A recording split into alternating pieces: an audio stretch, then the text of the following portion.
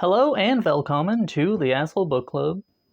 I might have lied in my most previous video about posting 2 of these a day because I did not realize how long the actual length of filming these subclass videos would be. The last one was like 12 minutes long, which seems like standard video length to me, so I'm just gonna do 3 in a row, 1 a day. And sorry about I don't know, misleading you. Anyway, I'm doing free D&D subclasses from dmsguild.com that anyone can go and grab. And this next one I'm actually very interested in, and I would probably play it if I was in any D&D games. And I just spit all over the place. Sorry about that. Still having some congestion issues, which is making it hard to breathe. And I don't like taking my allergy pills directly before a video because they make me drowsy as hell. So I will attempt not to sniffle too much. Anyway, this one is called Otherworldly Patron, the Beloved, which is a new subclass, or, a different subclass for the warlock. And this one is written by Daniel Corkum. So thank you so much, Daniel, for taking the effort to write this subclass and making it free for anyone to grab. It's pretty cool of you.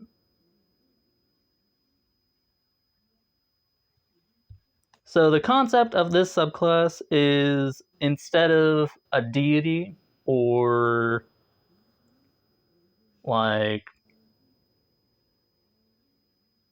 a demon or, a kraken, whatever the other warlock subclasses usually are, it's pretty open to interpretation.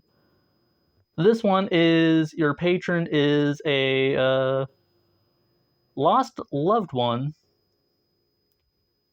that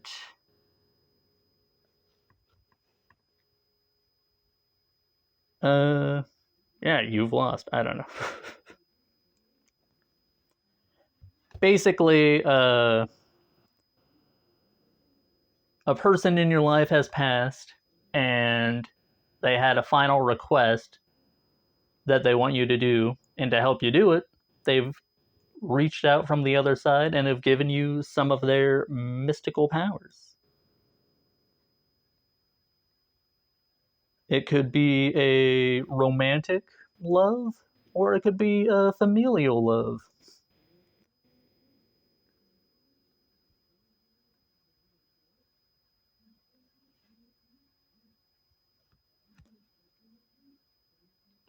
And, yeah.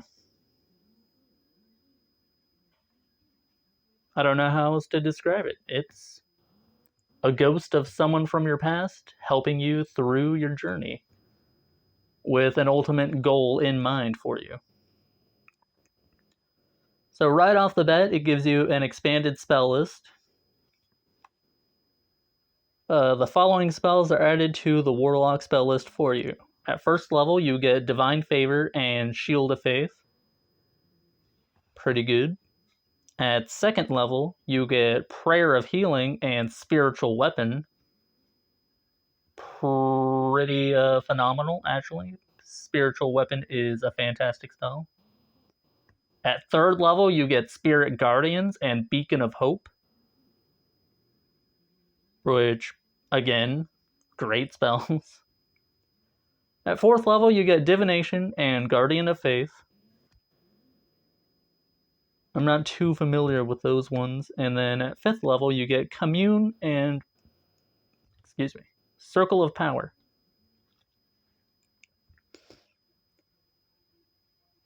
At first level, you also gain the Guidance cantrip, and it counts as a Warlock cantrip for you, but does not count against the number of cantrips you know. Guidance is a pretty useful cantrip, so that's great as well. Your first level feature is called Otherworldly Protection. Starting at first level, you have proficiency in heavy armor and shields. Love that. You also gain the ability to invoke the Beloved's will to reach through the void and protect you from harm. As a reaction, a glowing shield forms to protect you from danger. Doing so grants you bonus AC equal to your charisma modifier, along with receiving advantage on saving throws against being charmed or frightened until the end of your next turn. Once you use this feature, you cannot use it again until you finish a short or long rest. That's pretty great.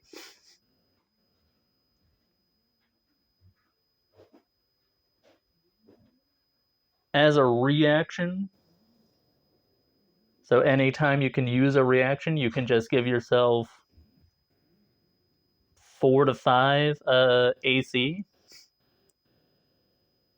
and advantage on saving throws against charmed and frightened. That's basically just giving you the shield spell. A once a day shield spell. And who doesn't love the shield spell? At 6th level, you get the feature called Lost Sanctuary. Your strong connection allows you to step into a special place for you and the beloved, a pocket recreation of somewhere you both found safe. As an action, you disappear from the world for a brief moment and appear in your sanctuary. While in your sanctuary, you may cast 2 spells that target yourself, or you may heal yourself via your hit die up to half your warlock level, rounded down. After using the actions or hit die, you return to the space you occupied, and your turn ends. Once you use this feature, you can't use it again until you finish a short or long rest.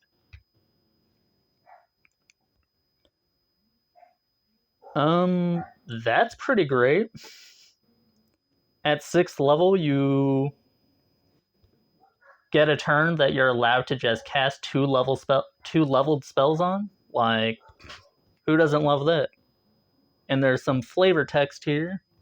Something like a dream. Depending on the relationship with the beloved or other outside forces,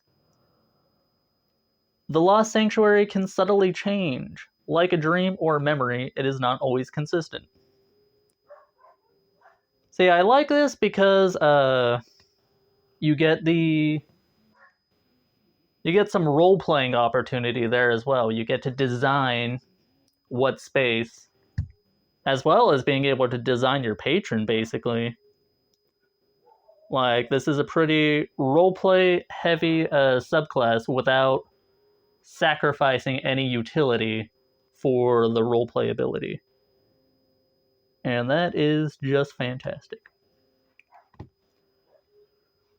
At 10th level, you get More Than a Memory. Your relationship with the beloved begins to show its true colors as your bond becomes stronger, and it becomes easier for your patron to maintain the connection. At 10th level, the Cleric list is available to you for your future Mystic Arcanum. The Cleric spell list is phenomenal, so that's just giving you a second spell list to pull spells from.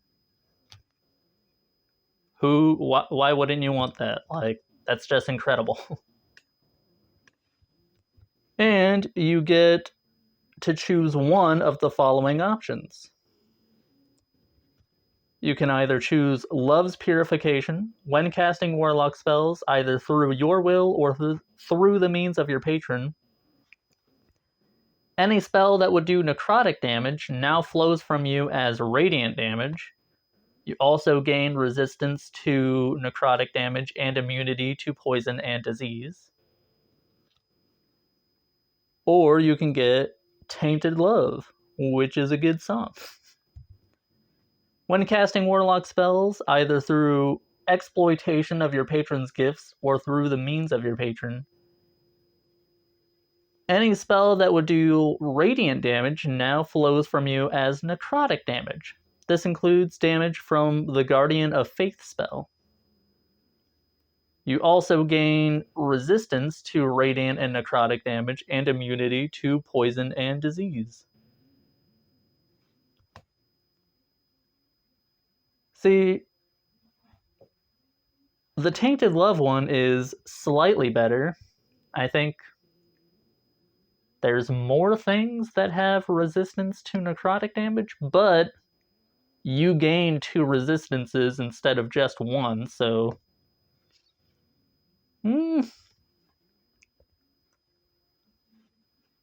Like,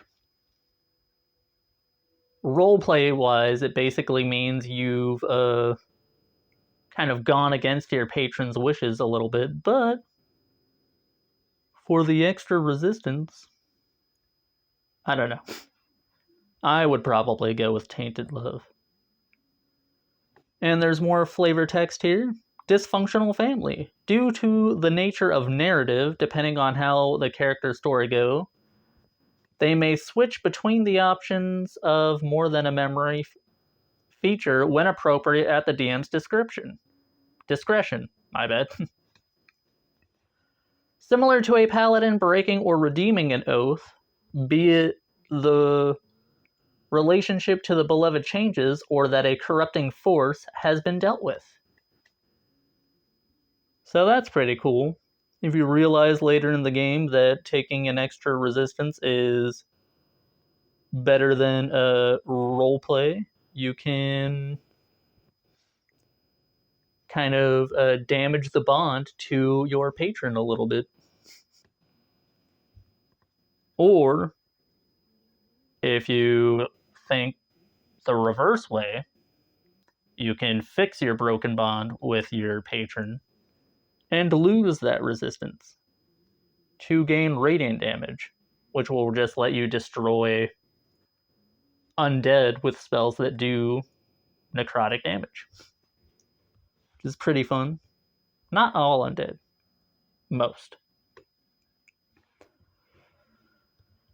At 14th level, you get Unbreakable Bond. Your bond has become nigh unbreakable. Your connection to the beloved is so strong, it can transcend its initial boundaries. Oh, wait. Hold on. Yeah. Once per day, you may use an action to summon the beloved for 1 hour. You can just summon the spirit of whoever your loved one was. That's pretty cool. They appear next to you in the form of an ethereal shield guardian. Its form reflects your relationship with your patron and can change at DM's discretion. This shield guardian shares its stats with the shield guardian from the monster manual with some ability changes. There's no amulet involved in how it is summoned or how it functions. It does not have the regeneration and spell storing abilities, and it cannot be healed by any means. After an hour or once you or your guardian's HP reaches 0, it returns to its watch and cannot be resummoned until the next dawn. And we have stats for the Ethereal Shield Guardian. It is a large celestial or fiend with an armor class of 17, 142 hit points, a speed of 30, strength of 18, dex of 8, con of 18, intelligence of 7, wisdom of 10, charisma of 3. It is immune to poison damage, immune to the charmed, exhausted, frightened, paralyzed, or poisoned condition. It has blind sight out to 10 feet, dark vision out to 60 feet, and a passive perception of 10. Understands commands in any language but cannot speak. It is a challenge rating 7 creature. As long as you and your shield guardian are on the same plane of existence, you can telepathically command the guardian to move and perform actions. If you're within 60 feet of your guardian, half any damage you take, rounded up, is transferred to the guardian. That's pretty great. You and your shield guardian act on the same turn, sharing your initiative. The guardian has the following actions. It has multi-attack, and it can make 2 fist attacks, which have a +7 to hit, a reach of 5 feet, and they deal 2d6 plus 4 bludgeoning damage. And then it has the shield reaction. When a creature makes an attack against the Beloved's warlock, the guardian grants a +2 bonus to the warlock's AC if they're within 5 feet of each other. So without taking any multi-classing, you're going to be a warlock that has a pretty high AC, I believe.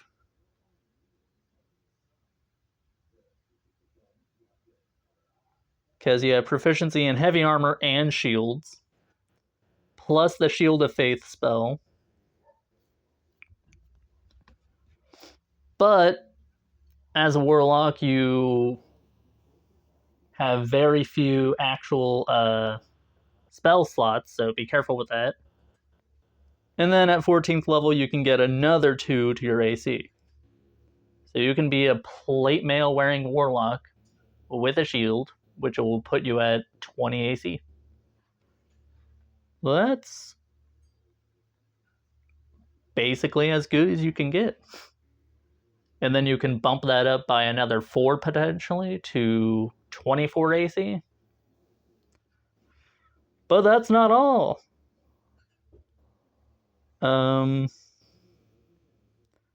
Daniel was kind enough to include Eldritch Invocations specific for this subclass. We have 1, 2, 3, 4, 5, and 6.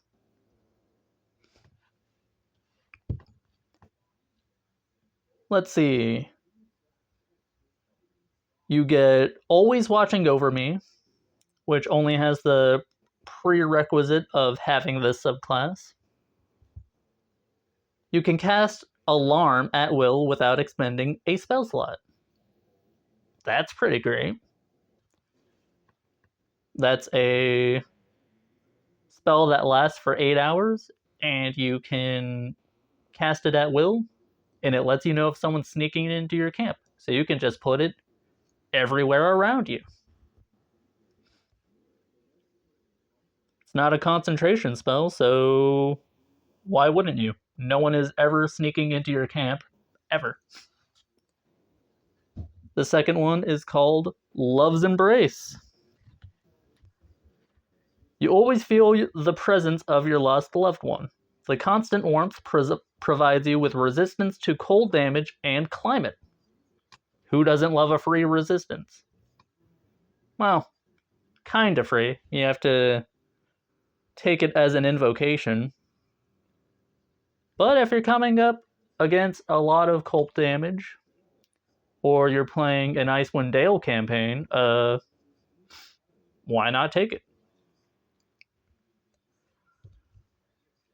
And then we have ones for each of the pacts. So the Pact of the Chain invocation is called Family Friend. Whenever your familiar reaches 0 HP falling in battle, it disappears to join the beloved. When casting Find Familiar, you no longer need material components. So that's going to save you 10 gold pieces every time you're casting Find Familiar. That's pretty good.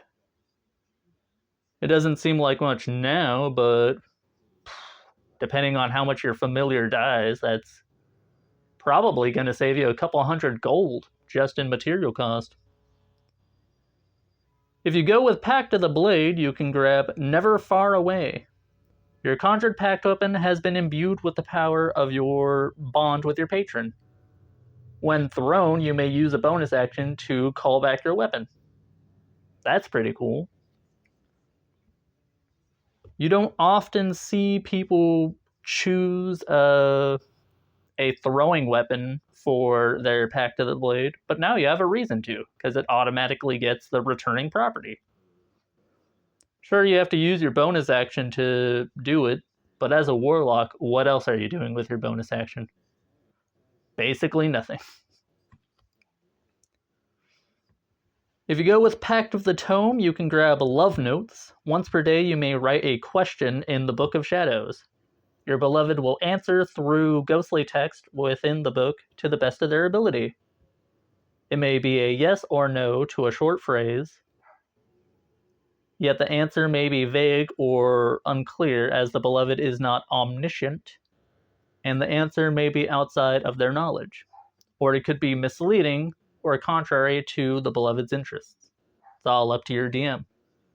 But it basically gives you a free augury once a day, and that's nice.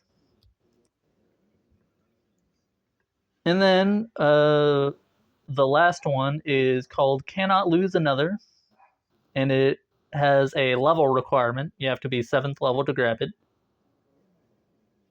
And you can cast Death Ward once without using a Warlock spell slot, and you cannot do so again until you finish a long rest.